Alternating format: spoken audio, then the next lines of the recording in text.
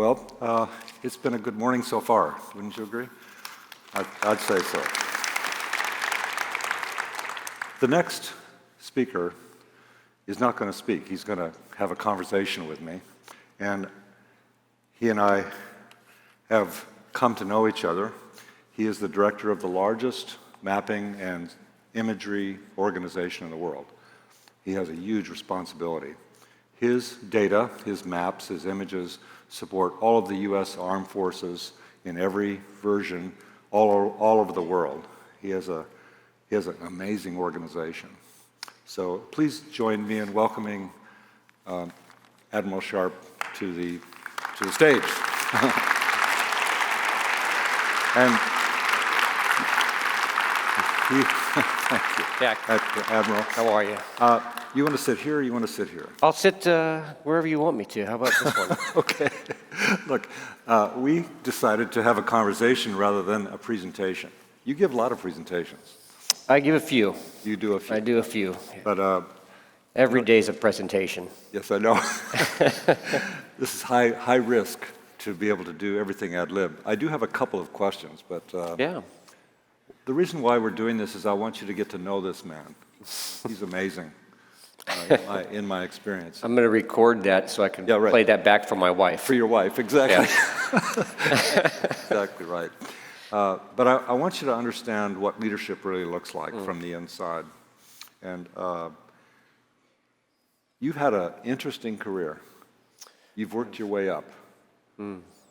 How has that prepared you for the job of managing this organization? I've had a blessed career. I've been very fortunate, and we've talked about this before. It's not work when you love what you're doing. Yes.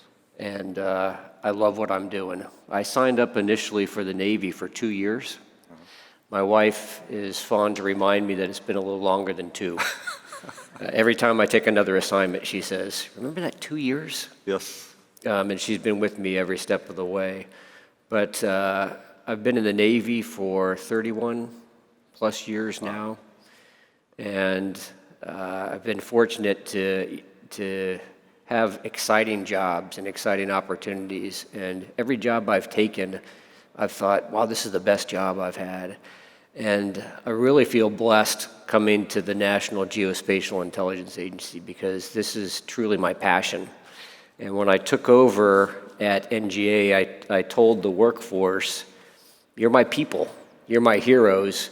I've been in the Navy for over 30 years, and there's not a day that's gone by that I haven't used products and services from this agency to do my job. I've found out throughout my career a couple times where I've been in some not so nice locations, in some challenging environments, and every time I have, I've worked with the men and women of this agency. So I feel really blessed to culminate my career getting to work with a lot of my heroes each and every day. So you are a real user of the information products that came out of the organization. Absolutely. Can you describe some of those environments? Yeah, so I started my career at the end of the Cold War, and I came into the Navy learning all about the Soviet Union. We even had instructors that would come out on stage and dressed like Soviet naval officers and talk about their strategy and how they were going to defeat the United States. And my first deployment was on the USS Ranger, CV-61, and it was during the Cold War era. And we weren't alone on deployment because the Soviets were in close proximity to us throughout our deployment. When we came back from that deployment was when Saddam Hussein invaded Kuwait. And as a stellar intelligence officer, I said, "Where is Kuwait? and who the heck is Saddam Hussein?" That's right. But we rapidly came up to speed, and this was still my first initial tour in the Navy. And on the USS Ranger, I was in the Persian Gulf, and I was involved in Desert Storm. And we used products and services from predecessor organizations to support those operations. And it was, to me, the initial hook that determined I like doing this. I like being involved in national security and national defense. But everything we were doing related to time and space. Yes. You know, we were supporting naval aviators who were launching off the pointy end of our aircraft carrier and going to locations that we had helped determine for them and coming back. So everything was geospatially referenced. And one of the lessons we had coming out of Desert Storm was that we needed to get better at a couple of things as a Navy. We needed to get better at imagery.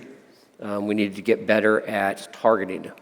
And that's been my life passion and has really shaped my career. I totally get it.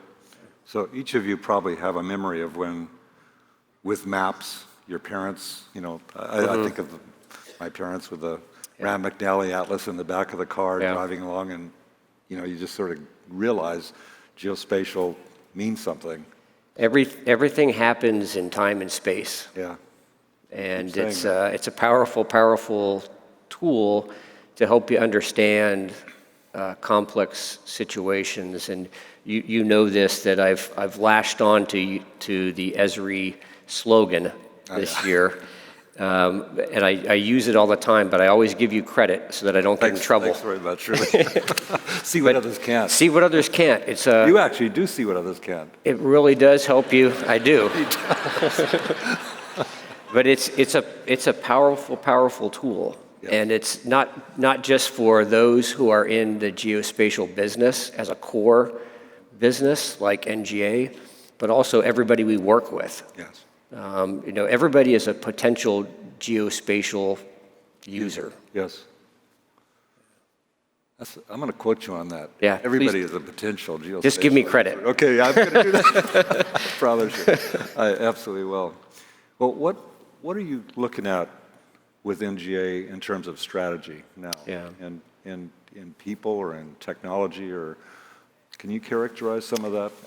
I'd be happy to. When I came to the agency, I took over from a friend, Robert Cardillo, Yes. and he had recently signed out a strategy 2025. And when I read the strategy, I liked the key components of it. It really resonated with me. And I felt I had to reissue it because it had an intro letter from him, and I thought it needed an intro letter from me. So I wanted the workforce and the enterprise to understand that this wasn't an old strategy, it's a new strategy. It's how we're going to go forward. And I simplified it a little bit and put it in my own voice. But it resonated with me because it emphasized, in simple terms, 4 key components: people, partnerships, mission today, and mission tomorrow. And it's hard to argue against those components. I've always been passionate about our strength as a nation being coming from our people and our partnerships. I think it's our comparative advantage as a nation. Yes. And it's hard to argue against taking care of business each and every day while trying to evolve and improve for the future. So I liked the key components of it. And we reissued it last May, and that's driving our investment strategy. Well, more specifically, how are you dealing with people? What are you doing with them? Yeah, so I liked the strategy that it started with people. Yes. Because that is my passion. And I've been at a number of commands I've served with throughout my career. You'll hear people say mission first, people always. Yes. We've flipped that. We're saying people first, mission always. So some of the things we're doing, and one of the reasons I'm excited about being here is spotting, assessing, recruiting, bringing in talent into the agency. This is not a recruiting exercise here. Oh, everything is a recruiting exercise. I mean, we're all competing for our nation's best and brightest. Yes. And we want people to know that they can come have a job at National Geospatial-Intelligence Agency or in other agencies that we work with. So being very deliberate in going out and spotting, assessing, and recruiting and bringing in talent. And then making sure that once we have talent, we're giving them meaningful work from day one, because that's why people come to the job. They want to do something that's exciting and they want to do it well. And we offer that opportunity. Once again, I'm recruiting. But then also creating the environment where they can concentrate on doing their jobs, where their families are taken care of. There's nothing distracting from them being successful. And then giving them the means to do what they need to do, to make sure they have the information technology so that they can accomplish what they need to accomplish. And when I took over the agency, I promised three things: that I would fight every day to gain and maintain the trust of the workforce. Yes. That I would fight for the resources that they need to do their jobs, and that I would remove barriers preventing them from being successul. You'd be a good boss. I'd come to work for you. Well, it's an easy job because all I do is point in a direction, Right. and the workforce is just amazing at accomplishing and solving hard issues. When we were backstage watching Dr. Healy Hamilton's work, he was gravitating towards modeling. Yes, I could use that. Maybe you're going to try to recruit her. Well, but it's that kind of same brain modeling analytics that is so. I mean, you said to me once, we're moving from observation to analytics. Yeah. As an organization, can you expound on that a little bit? Yeah, I think as you look at the strategic environment that we're facing right now, and we've been saying that we're at a historic inflection point as an agency and as a nation. Some of that is captured very well in our national security strategy, our national defense strategy, the national intelligence strategy that talks about the strategic environment. The fact that we're undergoing an evolution in the security environment. We're in an age where we can't be overly absorbed just with counterterrorism, although we can't ignore violent extremist threats that still persist. But we're in an era of great power competition. And we have competitors who are developing and investing in some weapon systems that cause us concern. They're also investing in capabilities such as ours to be good at geospatial intelligence, because I think there's a realization that geospatial intelligence delivers speed, accuracy, and precision. And with speed, accuracy, and precision of thought or of action, you can be better than others. At the same time, we have that evolution. We have a revolution within geospatial technology, intelligence realms. And one of those revolutions is that the technology is becoming owned by everybody. It's becoming prolific. So our advantage historically has been that we observe better than any other nation. Mm-hmm. That's becoming a level playing field. Mm-hmm. So if we want to maintain some sort of competitive advantage, we're convinced that we need to be able to orient, decide, and act better, which means being faster and better at making sense out of data. Yes. This represents some challenges because, as you know better than anybody probably, is we are accelerating in our technology evolution. And how do you bring that in? I mean, at a mammoth organization like yours, you have cultural history, you have technology history. How do you improve infrastructure, for example, given your legacy? And how do you make sure your people are staying current? Especially that one I'm interested in. Yeah, so that goes back to some of the making sure you're investing in your people. Yes. And you're creating the time and space and the resources so that they can continue to evolve. Also in the strategy, when we reissued it, we deliberately made sure that we included a commitment to our core values. At NGA, I showed up, I didn't create these. They already existed, but they resonated with me. We have 5 core values: excellence, accountability, respect, teamwork, and honesty. Yes. Just so happens they spell earth. They spell, I see. Yeah. Very interesting. And if you rearrange them, they spell heart.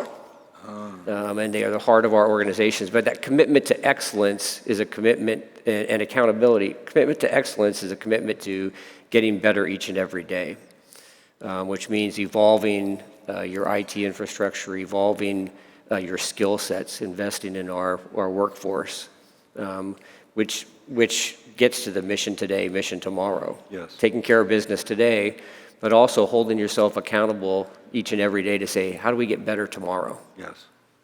Well, that, in the corporate world, that's always about R&D. Yeah. Different companies have different investments in their future versus the current thing. What kind of percentage of time do you invest in looking to what's next?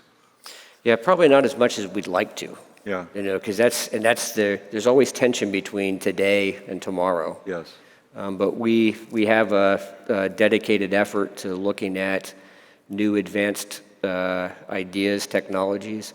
One of the things we're doing that I'm very excited about out in St. Louis, we just had a groundbreaking. We're going to be building a new facility in St. Louis. Yes. We're deliberately designing it so that 20% of it will be unclassified, the facing of that facility. 20% will be reconfigurable, and then 60% will be skiffed and compartment and protected. But the 20% of that facing being unclassified is a deliberate decision so that we can expand and strengthen our partnerships. Our partnerships really only being limited by our imaginations and our willingness to go out and create connections. Yes. Which is why I'm excited about being here with this group. If I don't recruit you, directly into NGA, I want you to know I consider you part of NGA team because I want your ideas, right? I want to exchange ideas. Once again, that's our strength as a nation, is that creativity, that innovation that we have. And collaboration. You definitely are focused on the military mission, but also NGA's broader. Well, why don't you describe some of the other things that you do besides just support our armed forces? Yeah, we like to say we exist to show the way, to get you from point A to point B physically, on time, on target, or in the decision process. And we do so uniquely within the intelligence community by combining a deep knowledge of the Earth from seabed to space, the physical characteristics of it, upon which you layer observations of what's happening where and when. Yes. So knowledge of the Earth, understanding the world, deliberately to show the way. We have a pretty broad range of customers. The warfighters are a definite customer of ours. They use our products and our services to operate each and every day around the globe, just for a safety of navigation. But we also support policymakers. We also support first responders. And if something's happening in the world and the government needs to respond to it, we're pretty much involved. So these are hurricanes, earthquakes, Yes. natural disasters of various types. As you're well aware, when things like that occur, first questions that are coming to people's minds are, what did it look like before? What does it look like now? Where do we have population that's in duress? Where do we have supplies? What's the changes to the infrastructure? Where can we move things? And we don't do that alone in helping to show the way, but we do it as partners with other agencies. Are you tracking something like the coronavirus that's spreading? We do track coronavirus. I kind of had a feeling about that. Yeah. Not alone, once again. Our partnerships are a strength. And there was a great leader within the intelligence community. You may have met Sue Gordon. Oh, yes. Right? She was here. Remember Sue? How many of you saw Sue last year? Yeah. Amazing woman. Huge fan. A friend, a mentor, a great leader. But she at one point was talking about the intelligence community to Congress members, and she said, we want you to know four things about your intelligence community. One, we're innovative. We have people who thrive on solving hard problems. Two, we're integrated. It's not just one agency, it's combining the agencies. Working together. Collaboration, that's a strength of ours. Three, we're partnered.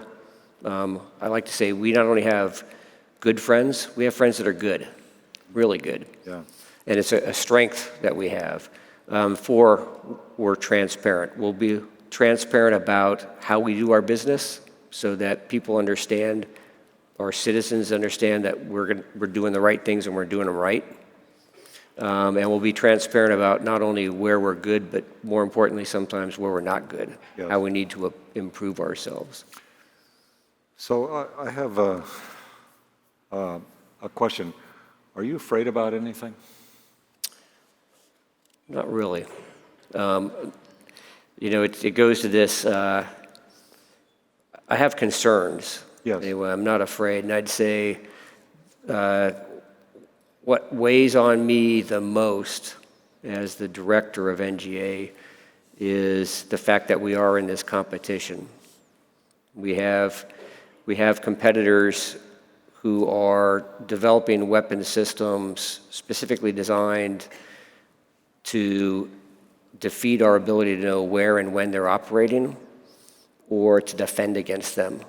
Mm-hmm. And you may remember back in December 2018, there was a Chinese admiral, Admiral Lu, who was talking at a think tank discussion in China, and he talking about the South China Sea, the East China Sea.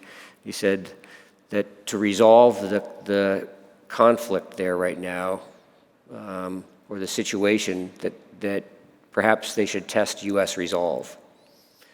And he said we should test U.S. resolve by sinking 2 aircraft carriers. And I'm a sailor, so I take that personally. And if you look at the weapon systems they've been designing in 2019, they're developing capabilities where if they wanted to, if they decided to, they could carry through on that sort of threat. And to do so, they're investing in capabilities within the geospatial-intelligence realm. Yes. So I've been talking to our workforce. They're trying to be better than us at geospatial-intelligence. And we can't allow that to happen.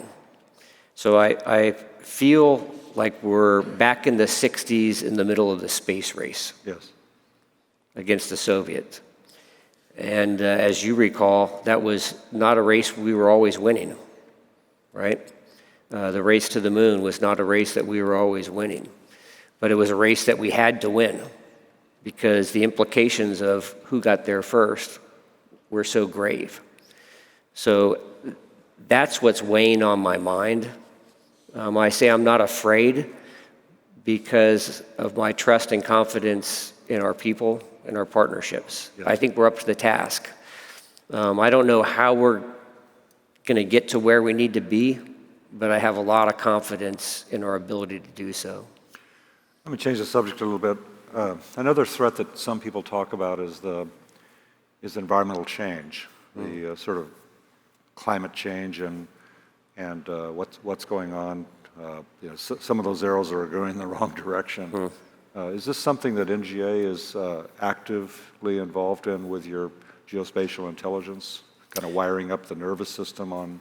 Yeah, I'd say we're not directly involved in that, but we're certainly indirectly involved in that. Yes. Because you provide the base maps, the imagery. And looking at things over time. Yes. We had a great partnership with University of Minnesota, University of Illinois, USGS to look at the polar ice caps and yes. change over time. So knowing the Earth and understanding the world, time and space, when you can look at things over time, it tells a story.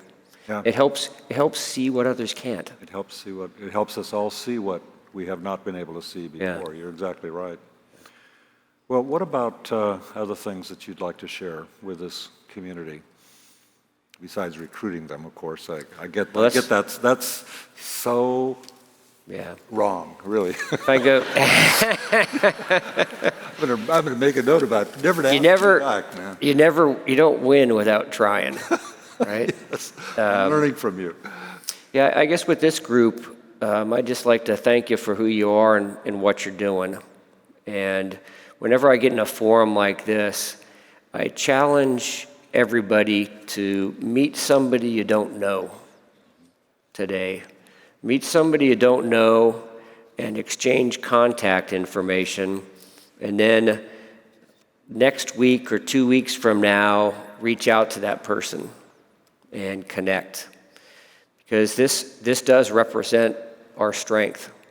And as you and I were talking backstage, our strength is our people and our partnerships. Partnerships only limited by our imaginations and willing to go out and create these connections. Our vulnerability is we're an open, free society. Therefore, we're susceptible to stealing from, right? And we really do care about things like human rights and privacy, and there's ways that we'll restrict ourselves from doing certain things because it's not in accordance with our worldview, and we have competitors that will do so differently. Yes. But I'm convinced that it's our people and our partnerships will always keep us just at least a little bit better, if not a lot better. And this collective in here is a nucleus of that. Yes. This group in here represents our future. Yes. Yeah, you recognize, as I recognize, this is a very special group. Yeah. It's a very special group. And, he takes everything I do and he tries to copy it, like see what others can't. Mm-hmm. Then also, did you notice that he said, meet somebody new? Yeah. That's what I always do. What are you talking about? I mean, Well, it's funny because when Jack and I first met, we hit it off immediately.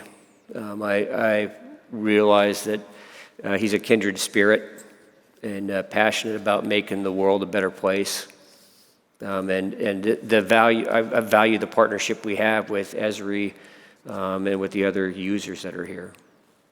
Thank you, Admiral. This is a great American. Let's give him a round of applause. Thank you very much. So good. Thanks so much.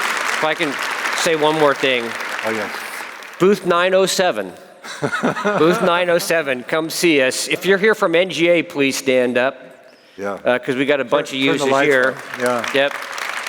That's great. Really good. I think in closing, why don't you have everybody stand up and meet one new person? Yeah, why don't you do that? Stand up, meet one new person, exchange contact information. Thank you, everybody. Thank you very much. Enjoy the rest of the conference. Thank you. Thank you so much.